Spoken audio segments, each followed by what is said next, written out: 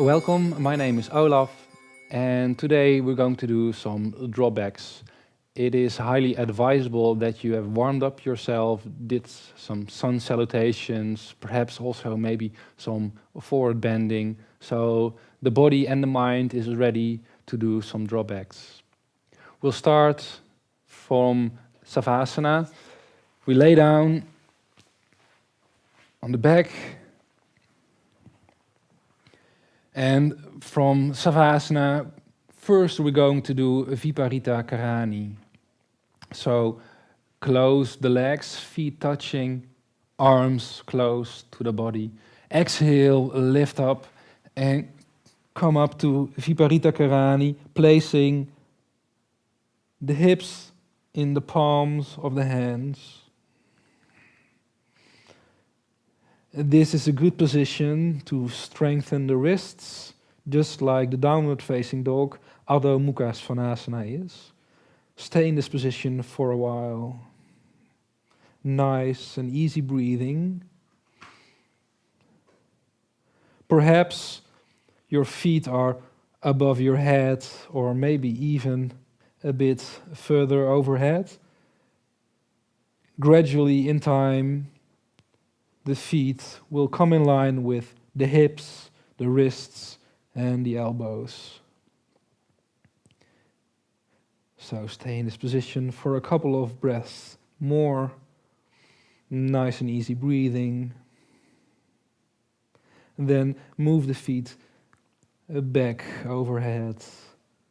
Lower the arms, lower the hands, and roll back onto your yoga mat, vertebra by vertebra.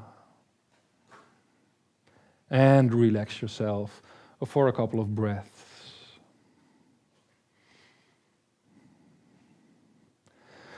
From here on, we're moving into shoulder stand, Sarvangasana.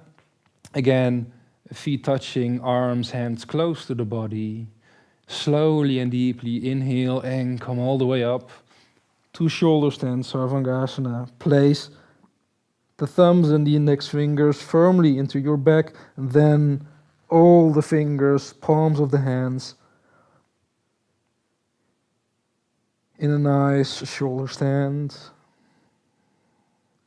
Elongate yourself, creating length in the spine, creating length all the way from the shoulders to the heels by pushing the heels upwards, opening the soles of the feet.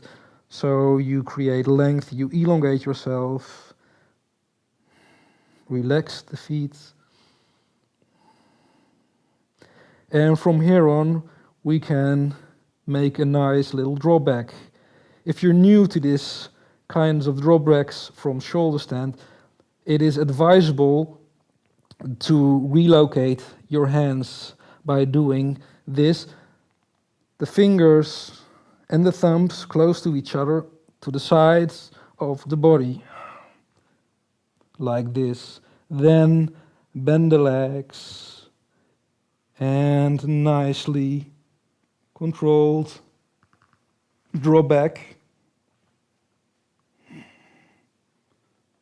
into Setu Bandhasana. Push with the heels firmly into your yoga mat. The advantage of your hands like this is that the pressure on the wrist is somewhat less, and you have always a safety vault or safety net, because if you slip through, this will happen and you don't injure yourself. From here on, move back into shoulder stand.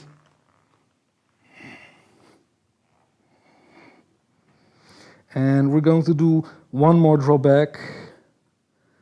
I will keep my hands like this, but if you prefer, you can position your hands like this. Again, elongate yourself, creating length, creating height.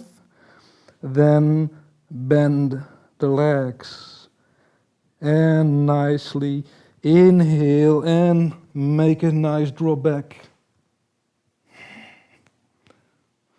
and try to feel the positioning of the heels and the feet.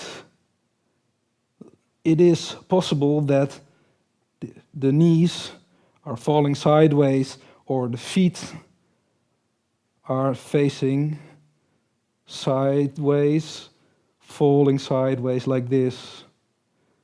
Try to become aware of it and try to correct it by letting the toes pointing forward and keeping the knees on hip width. Firmly pressing the heels into your yoga mat. Stay in this position for a couple of breaths. Slowly and deeply inhale and exhale. Inhale and come back to shoulder stand. Moving the feet overhead, lowering the arms and the hands, and roll back into Savasana. And finally, relax yourself.